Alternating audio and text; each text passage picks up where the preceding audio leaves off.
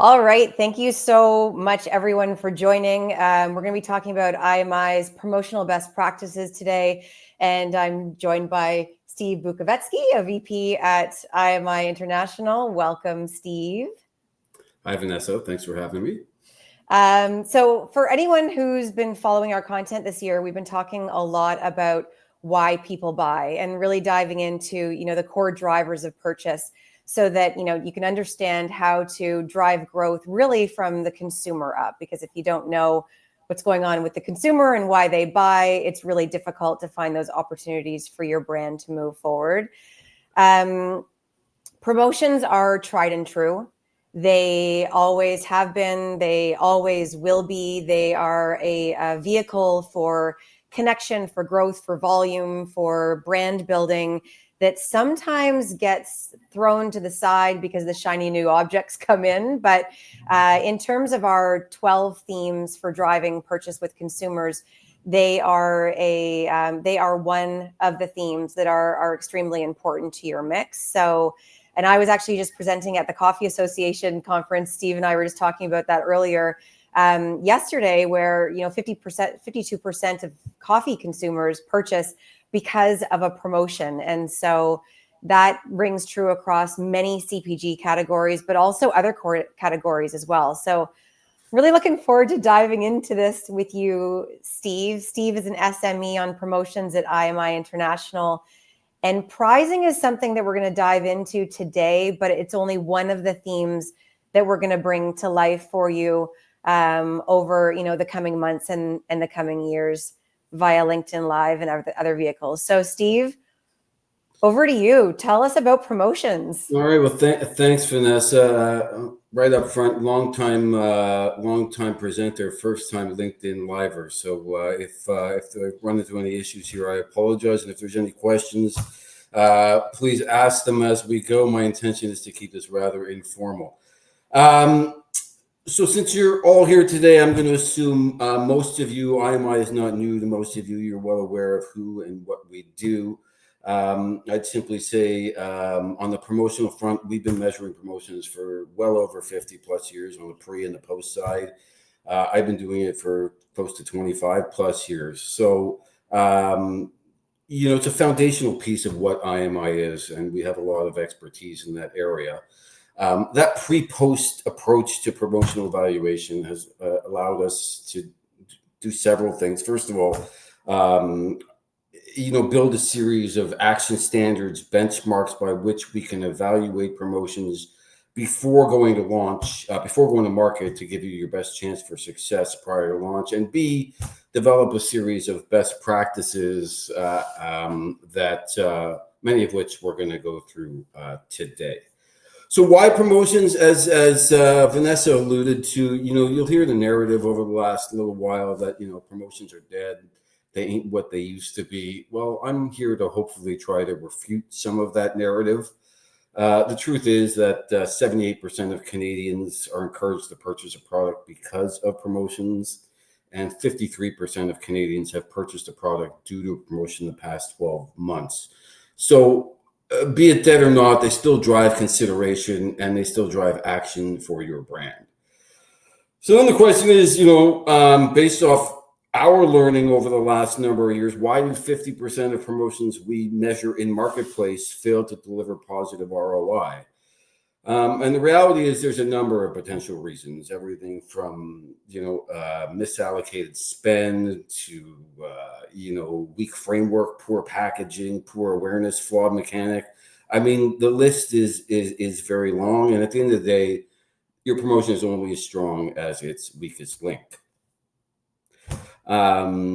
Important to note as we develop promotions, there's a multitude of things we need to consider. We're going to focus in on the pricing here, which is the middle part of that chain, but you got to choose the right audience. You got to know what they want. You got to make it easy for them to learn and understand and buy your brand. Can't see how many promotions fall off by simply over complicating things for the consumer. And then let them buy many times. Poor execution, not being in store when at the same time you're marketing the promotion, etc., or being off shelf by the time they get into store to buy it. So poor execution has ruined many promotions as well. But again, today we're going to focus primarily on that middle component there, the what's in it for me / pricing. We're going to cover off 4 key principles, and then we'll dig into some rules beneath all those various principles. And if you have any questions along the way, please feel free to include them in the chat. We'll be answering them live and want this to be a conversation so that you can get the most out of it as we go along.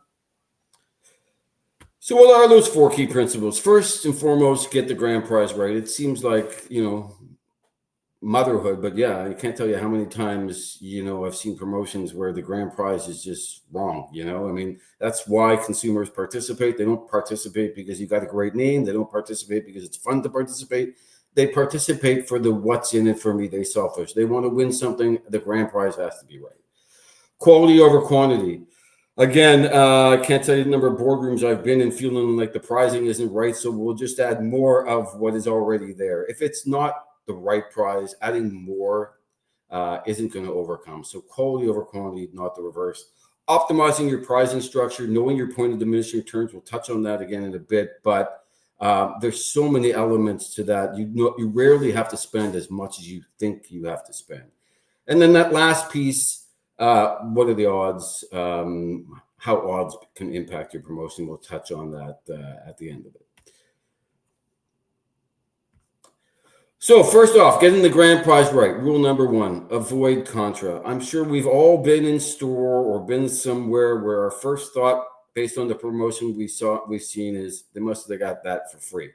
The reality is, avoid contra at all costs. Just because you got it for free, oftentimes there's a reason they're giving it away for free. Does it fit? Is it aspirational? Is it the right prize for your brand?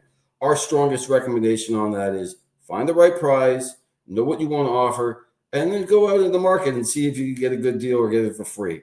The ROI will pay back on choosing the right prize versus getting something simply because you got it for free.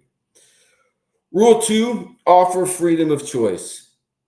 I can't tell you how many times in research we've asked, if you want a destination, a free trip, where do you want to go? The number of destinations is endless. Or we ask, if you want a car, which car would you like to win? Those makes and models, 150 different plus makes and models being played back by respondents. Again, in the tech space, same thing. Hey, if you want something in the tech world, what would you want to win? 150 plus different makes and models in the tech space as well. Providing freedom of choice accelerates your participation. I'll give you a couple examples on the freedom of choice. Again, this is consistent over the last 25 years that I've been doing it. I give you 1 or 2 examples now, but I can tell you there's a countless number of examples that I can provide to you in the same vein. Trip to anywhere in the world versus a trip to anywhere in Europe, 2 times as impactful by offering anywhere in the world versus anywhere in Europe. A trip to the Caribbean versus a specific Caribbean destination, 2.5 times the potential impact by offering them anywhere in the Caribbean versus a specific destination. Again, freedom of choice allows people to dream. It allows them to contextualize it in their own minds. The truth is, they don't really stray very far. They don't buy a Lamborghini. They typically don't travel to Australia and New Zealand from Canada. It's just too daunting. Most people end up choosing Hawaii or the Caribbean anyway, and they buy a Honda. Okay, maybe not a Honda, but you get what I'm saying. They don't go too far off in terms of what they buy when you provide freedom of choice. Rule number 3: don't make consumers work or require a skill. Something like meeting your favorite actress, interviewing somebody on the red carpet, throwing out the first pitch, driving the Zamboni. These types of things, most people don't have the required skill set, be it physical or social, to desire doing this. You're far better off providing them with a VIP trip to a movie premiere, or all expense paid trip to the Oscars, or tickets to the World Series, than you are requiring them to have some sort of skill, again, social or physical. Allow winners to feel special without requiring them to really be special. And the last rule on getting the grand prize right is avoid prizes that create obligation. No strings attached pricing. Cottage for a year, house for a year, car for a year. a boat. All these things come with some sort of burden after the fact. If I want a boat, well, where do I dock it? Who takes care of the maintenance? What do I do in the off season? If I've won an apartment for a year, well, what happens after the fact? Who pays for the moving costs? Now I don't have anywhere to live in the second year. Who pays the taxes? All these types of things need to be considered because your consumer is considering these things when you're offering them as grand prizes. So when possible, avoid prizes that avoid or create obligation. Principle number 2, quality over quantity. Pardon my language, but rule number 1 is lots of crap is still crap. I can't reiterate that enough. If it's not something you would want yourself or re-gift yourself, consider whether just simply adding more of it is in your best interest. Again, seems like motherhood, but lots of crap is still crap. Avoid the trap of adding more. It also adds more complexity. Rule 2, and this is important, perception is everything. Again, in testing, we've tested this a million different ways, a million different times. 2,000 prizes versus 10,000 prizes, literally no different. There's no difference between the communication of win thousands of prizes versus millions of prizes. You're far better off offering the promotion with the lower number of prizes, saving the money, spending on communicating the hell out of it, or put it in your pocket for a rainy day. Reality is consumers don't know what's available. It's about the perception of lots. And as long as you can scream thousands, and that might involve getting your legal department into what's required to scream thousands. Is it 1,001? Is it 2,000? Again, that's not really my area of expertise. But as long as you can scream thousands, build imagery around lots, communicate the fact that there's lots to offer, that's really where you want to go. You don't need to have millions of prizes, 10,000 prizes, etc. And if possible, where it allows for, if you can use your own product to build that perception of loss, great, even better. They're buying your product to participate. Adding more of your product to get to that perception of lots or that be able to scream thousands is a great way to go. Principle number 3, optimize your pricing structure. No more than 3 grand prizes. Again, we've tested this hundreds of times. 3, for some reason, 3 is the magic number. It's got to be more than 1 because no one thinks they're going to be the one to win. 3 is about twice as strong as 1. Again, has to be the right prize, but there's no difference between 3 and 20. So consider the costs or the difference in cost by offering 20 versus 3. There are significant diminishing returns. Okay, again, consumers don't think they're going to be the one to win, but they also don't think they're going to win multiple times. So for some reason, again, 3 is that magic number where it gives them the reason to believe without breaking the bank. Rule number 2, know your point of diminishing returns. Again, this is somewhat counterintuitive, but testing shows this over and over again over the course of the last 25 years that I've been doing it. You don't need to spend as much as you think. Okay, 3 grand prizes of $250,000 is every bit as strong as 3 grand prizes of $1 million. Consider the difference in cost: 750 grand versus 3 million. That's $2,250,000 that you can either put in your pocket, use on a different promotion, put into communication to drive awareness. There's no need to offer more than you can often offer. Less than you think. We tend to push ourselves to larger grand prizes than we need to. Okay. And as your target skews younger, you even have to offer less, to be quite honest with you. Consider what $10,000 does for an 18-year-old. That's more money they've probably had in their entire life. So if your target skews younger, you can probably go a lot less on that grand prize if you're going cash. So know your target, know how little you need to spend to get the desired change in behavior. Last piece on this, we do a lot of diagnostics on this. And one of the things we've tested multiple times again is 3 grand prizes of $2,500 a month for a year. Total cost per grand prize, $30K versus $100,000 cash. Just over 3 times the cost. When you start to get into the flavor of what you do, why you buy, what you win, etc., When you talk about the $100,000 grand prize, so what would you do if you won? Well, it's far more functional in nature. I'm going to pay off my mortgage. I'm going to pay some credit card debt. I might help my kid pay for school. Maybe I'll help my parents pay off their mortgage. They're using money for functional items. Whereas you say, all right, you've won $2,500 a month for a year. What are you going to do with it? Well, guess what? They're partying. They're living the lifestyle. They're going on a trip they weren't able to afford potentially.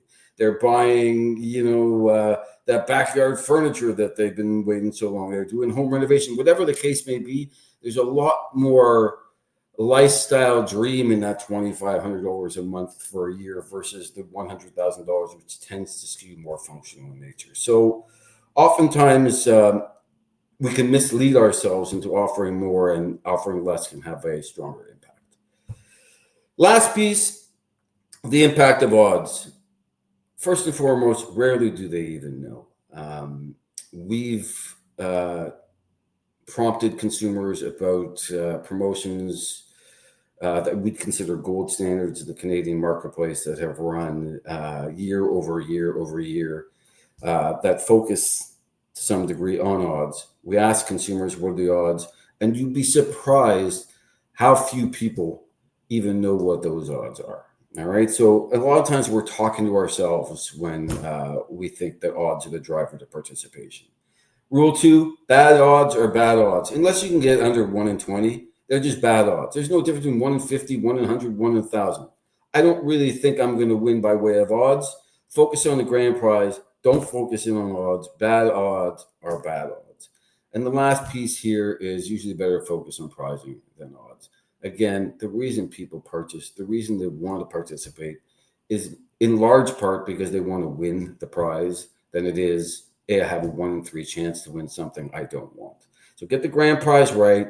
Don't spend too much time on odds unless it's, you can backfill with your own product or a variety of things, and you can get to odds that are worth communicating, which are typically lower than 1 in 10.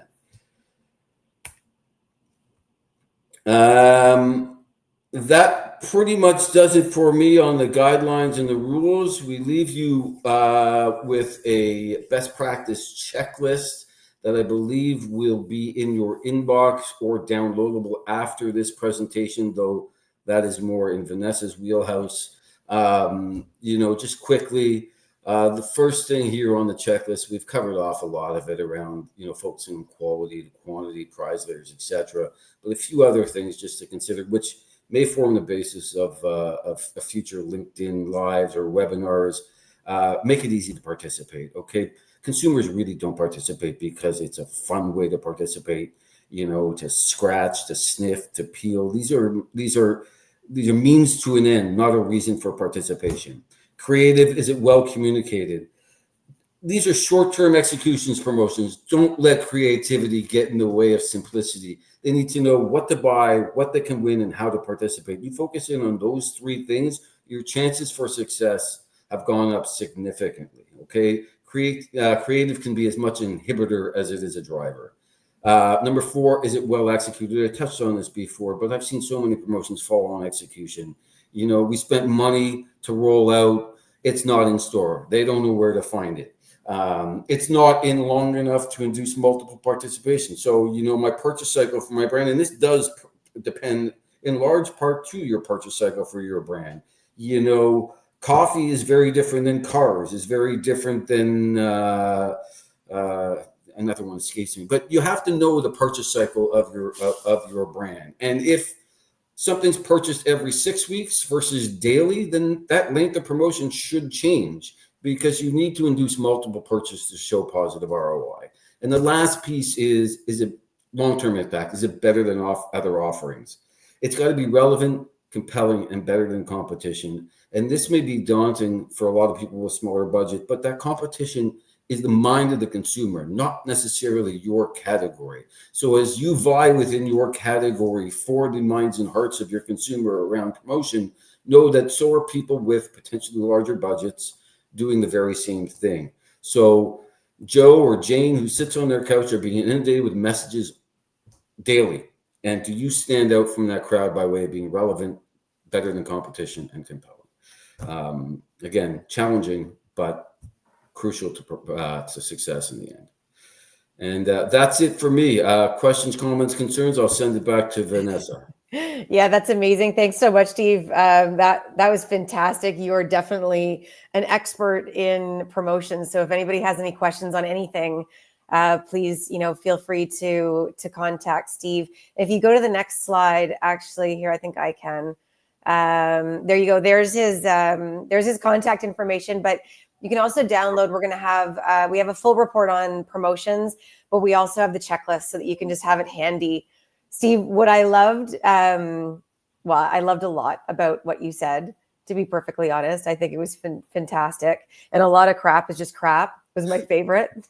But, the key things of, don't make it a burden. Like think about the future. And if you give somebody a boat, where are they going to put it unless they sell it? Something that you wouldn't want yourself, not millions of prizes, like just little things, little tips and tricks. That one of the questions that did come through, and it didn't come through on LinkedIn, but it came to me directly, was like, where do I even start? Like, how do I even know where to start if I'm thinking about doing a promotion with my product? And this was from a CPG brand specifically. Yeah, I'd start. I mean, it's a tough question, right? And where you start, but I'd start with, getting the grand prize right. I'd start with keeping it as simple as possible. I'd start with something you can feel you can build equity in year over year. That's something I didn't necessarily talk about, but oftentimes in boardrooms we get tired of promotions before the consumers get tired of the promotion, right? So we throw the baby out with the bathwater. Maybe it didn't work in year one. Let's turf it and move on to something else. These things take time to build equity in. We have to have heart for them. So as you're looking to develop them, is this something you can get behind as an organization? Is this something you feel you have heart for 2, 3, 4, 5 years? And yeah, you can refresh the pricing. But at the end of the day, is this something you can hang your hat on and build equity with over time? Because the ROI, the payback in year 2, year 3, year 4 are significantly stronger than they are in year 1. Oh, that's really good to know that it's not just a one and done, to keep on going. Yeah, no doubt. But then, I mean, look for ways to optimize, right? So like if they're understand what has worked and what did not work, so that you can optimize for the future as you keep on going. Look, I hate to push research and testing in this LinkedIn Live. It's not a sales initiative per se, but there are certainly ways that you can evaluate the things both pre and post. Understand what worked, what didn't work, what you can strip out, where you fell off, and you can keep the nuts and bolts the same, and then just modify it in year 2 and year 3. Again, oftentimes, we'll say, well, that didn't work year 1. Well, oftentimes we don't know why that didn't work. Again, was it poorly executed? Was the idea great? It was just poorly executed. And throwing out the idea is just a silly thing to do, right? So understanding the whys, the why nots behind it, and then tweaking as opposed to completely reinventing is probably the better way to go. I don't have the numbers for things like McDonald's Monopoly, Tim Hortons Roll Up the Rim to Win, but I can assure you, year 1 wasn't nearly as successful as year 3, 4, 5, etc. And again, going back to the whole mechanic thing, again, roll up the rim to win. Nobody's participating because they love to roll up the rim to win. It's quite frankly a little bit of a pain in the ass. I don't know. I kind of like it. All right, well, each their own. But they've built equity in it. It's become a thing that they know. All they have to communicate is that roll up the rim to win, and they know buy coffee, get prize, lots of prizes. That's really all they know, and effectively, that's all you have to know. Where do I go? What do I do? And what can I win? And they probably can't play back much of the prizing, but they know there's lots to win. They know the odds are pretty good. They know what to buy, where to go, etc. So check. But again, you need to have heart for these things. These are built over time. They're not, they're not immediately successful like most things as we do as marketers. Yeah, and to your point, some of the pricing on Roll Up the Rim is pretty low lift. Like it's not all millions of dollars. There's win a product, win a certain amount off your next product. So there are little things that add up and are just really, everyone loves to win something. Everyone loves to have something for free. So, make sure, like, in exactly what you said, and understand, where your diminishing point of returns is actually going to be. 100%. I mean, whether it's a free donut or a free coffee, if you've won something, you feel good about it. You feel good about the brand, and you're ready to go the next time, right? So, yeah, I have just one more question that did come through is on targeting. So, if this specifically came from a brand that's looking to recruit Gen Z into their space, now, what would you say to do there? Like, how do you understand if you're not Gen Z? And we have a whole webinar coming up on Gen Z. So if you're interested on that topic, look out on our LinkedIn. But if you're not Gen Z, like, which we are not Gen Z, I think that we can say pretty clearly that we are not Gen Z. How do we know what's going to be interesting to them? Like, when we look at, something you wouldn't want yourself, there are a lot of things that maybe Gen Z would want that we wouldn't. What would you say there? The truth is we don't, and I wouldn't pretend to know what a Gen Z wants, to be quite honest with you, but there's certainly ways and means to do that via research. On that note, again, one of the things we need to consider in the boardroom is we typically aren't our consumer. We typically Exactly. aren't. And that's not Gen Z specific, that's in a lot of ways across the board. Right. So, doing something because, the CEO likes it, or because the head of marketing likes it, or you like it for that matter, it's typically a recipe for disaster than it's for success. So do some research, dig in, understand what's going to motivate your target.